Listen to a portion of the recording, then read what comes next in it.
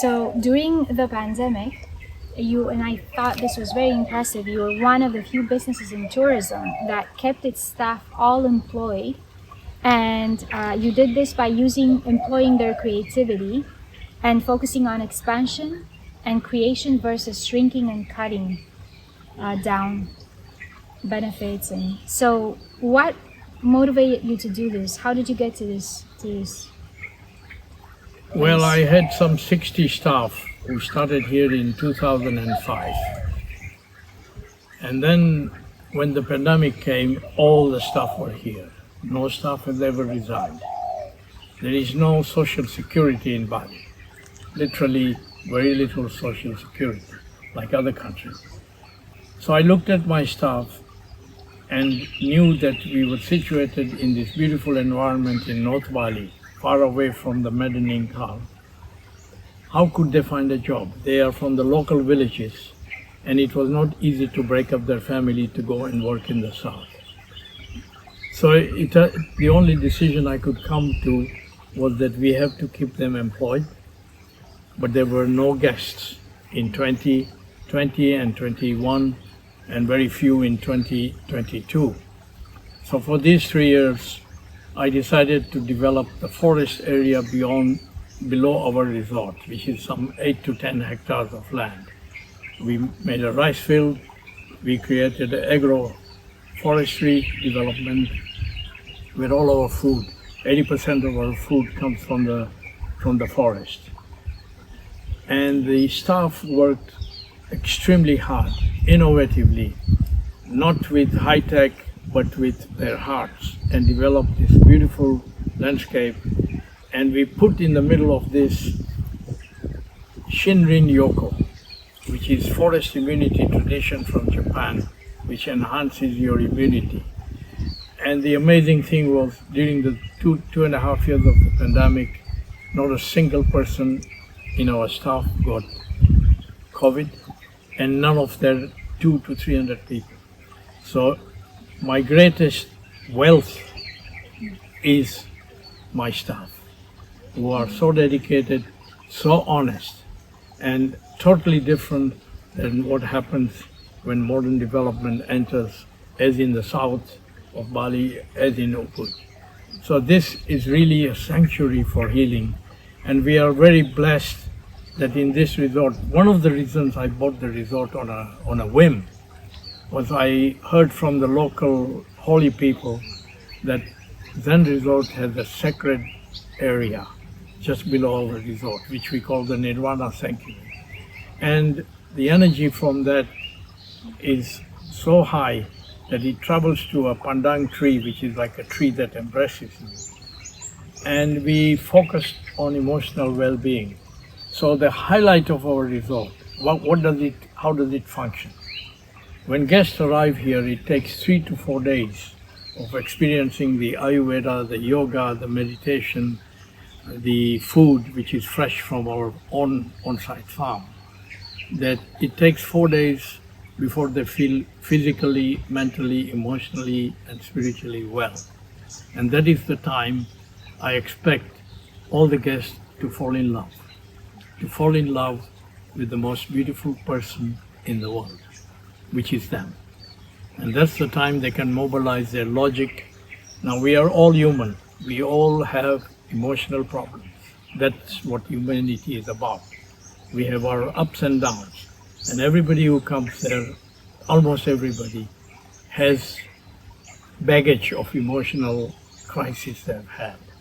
And over these 15 years, not 18 years, but 15 years, I have developed a way to ask them to make a list of all their crises and then prioritize which ones that they want to deal with. And they sit in the pandang tree with their eyes closed, legs on, like an electric plug in contact with the earth, and they watch a silent video of the crisis they faced.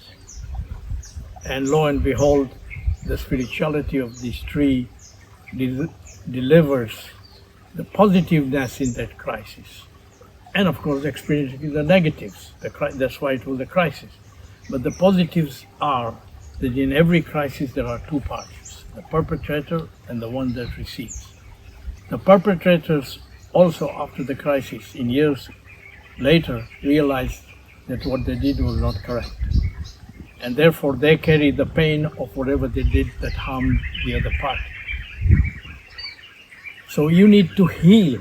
The basic philosophy is you need to heal the perpetrator by giving a signal that it's all right. It's okay. What you did didn't destroy me. So you've liberated the perpetrator, and you are liberated by your forgiveness and realizing that you did the right thing to move on with your life. Now this is all scientific evidence is not there, and I don't wish to look for scientific evidence. The evidence in front of me is since the COVID, we have more than 90% success. We don't call it a miracle. I refuse to call it a miracle because it's not my miracle. This is the self-healing power of the subconscious mind, the heart and the mind of each individual, where they have to mobilize and come to terms with what happened, with forgiving the other side and feeling generous and also liberating themselves in the process. Beautiful, beautiful. Wow. So I guess the next question goes along with this is, what helps you at 78 years young? What helps you? You just turned 78. What motivates you to get out of bed every morning and keep at it? Because I see you every day. You keep fighting for your dream. You keep moving forward. You are still energized. You still look good. You feel good. You are full of dreams. You still dream of expansion. And so what motivates you to keep going at an age where a lot of people have let themselves go and don't believe in their dreams, especially anymore? Well, fortunately, in 76, I decided to write my biography. And it was 2 years of hard work doing this.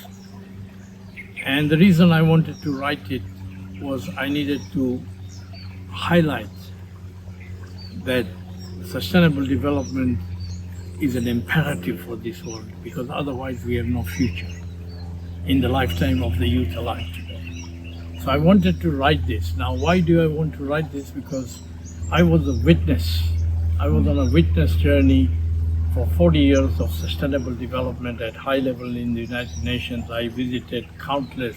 I participated in 3 World Summits. I participated in 8 to 9 World Food Security Summits. So this was the time I wanted to write, and I wanted to get the message across that we, the people, have to change. But this world is divided into rich and poor. The poor have little. They are recycling everything. They are sustainable, but they are dreaming of becoming modern. They want materialism, they want greed is there, the power is there. And so I wanted to write this, and the book is written not just for decision makers, criticizing them sometime on the vision on which we are moving. Another example is half the world's population is women and girls. Everybody says women are making tremendous progress, but you need to look around the world and you see what is happening to women and girls. Probably to much more than 50% of the world's population. They are discriminated, they are disenfranchised, they are not respected. I, for one, like every man on earth, loves our mother. We love our wife or our partner. We love our children. If anybody harms my daughters or my partner or my wife or my mother or my grandmother, I think it would put me into a position of thinking intolerable, and like what happens around the world, I will kill the person that harmed to an extreme. That's what almost all men feel. And yet, all men discriminate at women beyond the family. And the question is, why? And I have no answer for that. that if I am so loving and cherishing my family, my daughters, my mother, etc., how is it that when I step out in my work, do I discriminate? The one thing here is half our staff are women, more than half, and equally the men. And often I break the fundamental economic rule that you should not employ someone and their relative. And I have not done that, and I must tell you, when I talked to my staff and said, listen, I don't want you husband and wife, to be working in it. He said, excuse me, at work we are not married. We are married in the home. And that's the beauty of Bali. And they absolutely follow that procedure. And that's the beauty of it. So it's been a wonderful mission. I went to India 3 months ago to a global investor summit. We signed 7 MOUs to build Zen Resorts in India. We are building one. Those MOUs, because of the bureaucracy in India, takes forever. In the meantime, we are building our next resort in Nepal in front of the Annapurna range. And Amazing. That project, half of it is already built, and the partner asked me to join him as a partner. So that will happen. We have 2 other projects in Ubud. One of them, unfortunately, had to stop during COVID, but we have just taken on another piece of land where we will build a resort 20 minutes outside of the center of Ubud on a quiet road. At night it takes 10 minutes to reach the resort, and that resort which we build in the next 2 years, it will be the only resort in Ubud which has a sea view. Oh. And it's situated in a valley, 100% forested, with a river in the middle. Amazing. So that keeps me going, and I will continue. I've been 13 times in Kirkenes at the northern tip of Norway. It hasn't materialized, but the discussions go on. So we want to spread building Zen, holistic wellness, sustainable and inclusive resorts, because that's what the world needs to change people by themselves. And they have the power. They have the power of their thumb to vote, and they have the power of their wallet to force businesses to act for a better world. Sadly, we have no more than the lifespan of the youth today, because in 60 years from now, looking at what's happened in the last 50 years, climate change will catch up with us. Biodiversity will catch up with us. And without biodiversity and the harmony of nature, which is critical to our survival, there can be no hope going forward. So we have very little time. We should prepare. Change ourselves. Lifespan of the youth alive today. So Mahendra, thank you so much for sharing all of this. It's so inspiring every time I talk to you, but especially this. I very much needed to hear this again. And I want to ask you one final question. If you were to leave the world today, what would your last words or lesson or piece of advice be? What is one lesson that you would leave behind? If you could just summarize it all in just one lesson and leave it behind for someone else to pick it up and hold it to their heart, what would it be? We have the humanity. Every one of us has the humanity. We are Homo sapiens. We have the wisdom. Maybe it's not true, because animals too have a wisdom. So we have to mobilize our humanity and create a sustainable, humane world for all in harmony with nature. If I may continue, I have started writing my next book, which is a book that I conceived in 1992 at the Rio Earth Summit. I had a dream that while we 10,000 delegates were meeting at the Rio conference and 30,000 NGOs were meeting, my dream came one night that the animals of the world are meeting in the Amazon in a crater. They have invited the species from around the world, a male and a female, not under any other label. A male and a female of every species is invited to travel by land sea, air to come to this crater. And they've been told on the way there, observe what is happening on the earth. Do not go into detail of who is doing and why. No, just observe. And the first session in the conference will be present, what did you see? The second session of the conference will be, what does this mean for our future, the millions of species we live here? And the third part of the book will be the session, which will be, what does it mean for our future if this goes on? What happens to us millions, without whom there will be no harmony in nature and no survival? And the fourth part of the conference is, what action can we take? And the conclusion they come to, we have to invite the human race to come here. The dream said the human people came, they discussed but the invitation was sent by pigeons around the world to New York, Paris, G20, G7, all of them. And it said, please come to the congruence of the animals. We wish to discuss what is happening on our earth, one earth. And the people around the world said, animals asking us to go to a conference? No. We can have the DNA of all the animals in this world and we can recreate. We are scientists, the human race. So they, G7, G20 all discussed, and finally they came to the conclusion, we have nothing to lose, let's go. So they come to the conference, and of course through the conference, the human beings are the most vocal and they take over.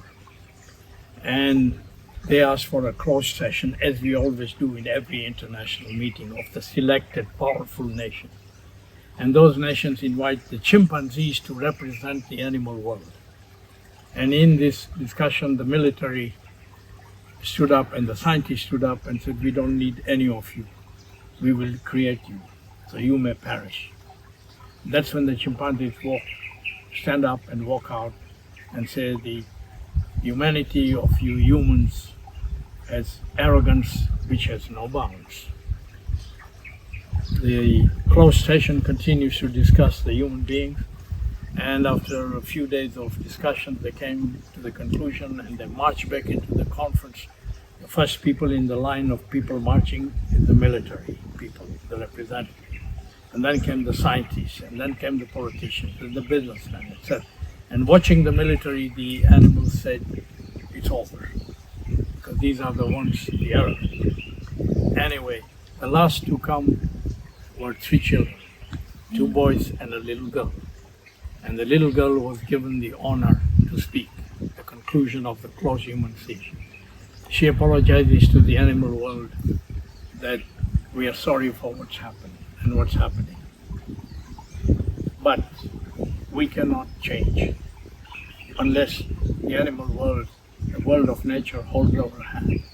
And if you hold our hand together, we will all change and achieve peace, prosperity, and progress on this one planet, planet Earth. Beautiful, beautiful. That's a book I'm writing. I'm on page 64. Oh, nice. Already. Nice.